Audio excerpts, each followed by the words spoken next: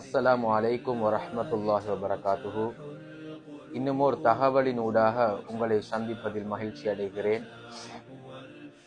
இன்று சொல்லப்படக்கூடிய 3 விஷயங்களையும் வாழ்க்கையில் எடுத்து நடக்கின்ற பொழுது நிச்சயமாக சந்தோஷமான, நிம்மதியான, கண்ணியமான, எதிர்பார்த்த ஒரு வாழ்க்கை கிடைக்கும் என்பதில் சந்தேகமில்லை. இந்த 3 விடயங்களையும் வாழ்க்கையில் முடிந்த அளவு எடுத்துக்கொள்ள முயற்சி செய்ய வேண்டும்.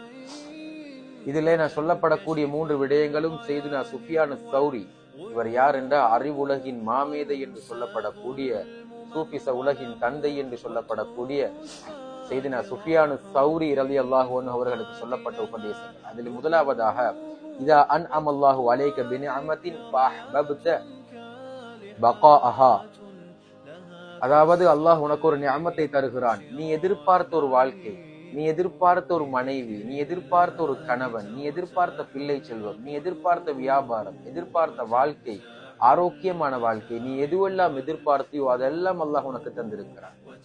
ஆனா அது எல்லாம் எனக்கிட்ட நிரந்தரமாக இருக்கணும் என்று நீ எப்ப ஆசைப்பட்டியா, அது நிரந்தரமாக எனக்கிட்ட தங்கி இருக்கணும் என்று நீ ஆசைப்பட்டால்,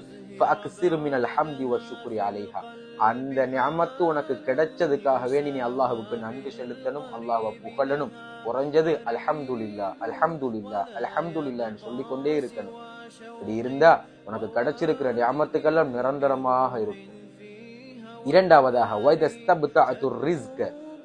உனக்கு வரக்கூடிய ரிஸ்குகள்ல கொஞ்சம் தாமதம் ஏற்படுது, சரியான நேரத்துக்கு கிடைக்குது இல்ல என்றா, நீ படிச்ச படிப்புக்கான வேலை வாய்ப்பு அங்கீகாரம் உனக்கு கிடைக்கல, திருமணம் முடிச்சிட்டாய், உனக்கு பிள்ளை செல்வம் என்ற ரிஸ்க் உனக்கு கிடைக்கல, லேட் ஆகுது, தாமதமாகுது.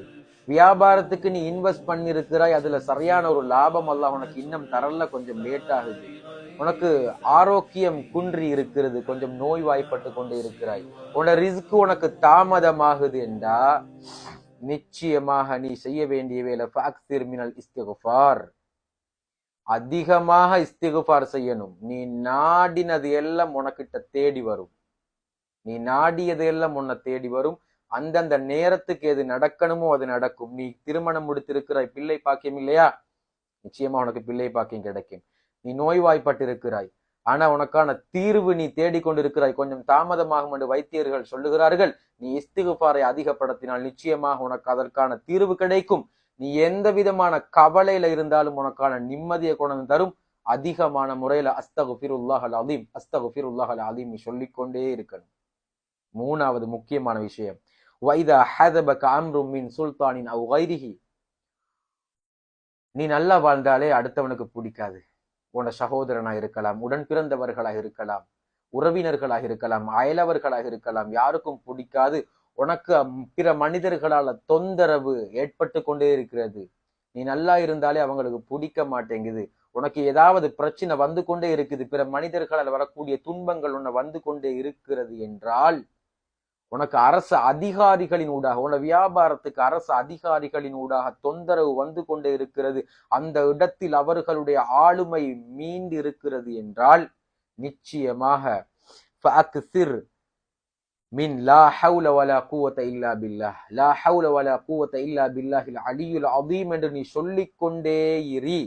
அப்படி நீ சொல்லிக்கொண்டே இருந்தால், இந்த உலகத்தில் படைக்கப்பட்ட அந்த படைப்பினங்களுடைய தீங்கில் இருந்து, ஒரு பிற மனிதர்களுடைய தீங்கில் இருந்து அவர்கள் தோற்று போய் நீ வெற்றி பெறுவாய் என்பதில் எந்த விதமான சந்தேகமும் இல்லை. எனவே இன்று சொல்லப்பட்ட 3 விடயங்களையும் வாழ்க்கையில் எடுத்துக்கொள்கின்ற பொழுது நிம்மதியான சந்தோஷமான வாழ்க்கை கிடைக்கும் என்பதில் சந்தேகம் இல்லை. அஸ்ஸலாமு அலைக்கும்.